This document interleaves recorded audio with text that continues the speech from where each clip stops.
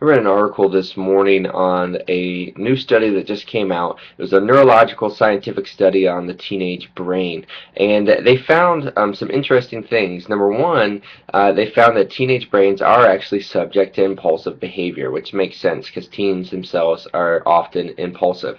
But what I find more interesting is that the study showed that teenage brains are also very vulnerable, dynamic, and highly responsive to positive feedback. And in the article, that posed a very interesting question that I want to offer to you as well. The article said this: what if we viewed the lives of teenagers not as problems to be solved, but as resources to be developed?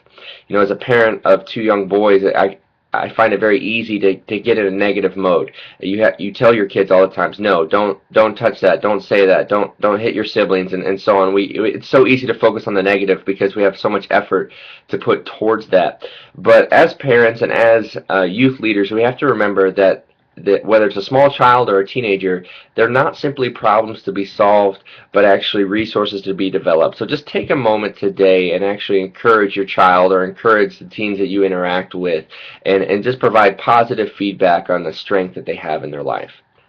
Some of the happenings within the Ignite High School ministry this week, I'm very excited to tell you about that. On tomorrow night, on Tuesday, we continue our series Photo Booth, Pictures of God. We're going to take a look at John chapter 8, where Jesus Christ claims, and he says, I am the light of the world. So we're going to study what does it mean that Jesus is the light of the world, and then how can we be lights in our schools, in our communities for him. And then on Wednesday is a National Student Day of Prayer. It's called See You at the Pole. And so we're challenging and encouraging all our students to arrive to their schools 30 minutes before the opening bell and gather around the flagpole and to pray for revival within their schools. And so join students nationwide this Wednesday, 30 minutes before it starts, just to take a few moments to pray for their schools. So that's Wednesday, and then coming this Sunday, we actually continue our series, Don't Waste Your Life, where we try to help students find their purpose in this life, as well as ways that we can bring glory to God in everything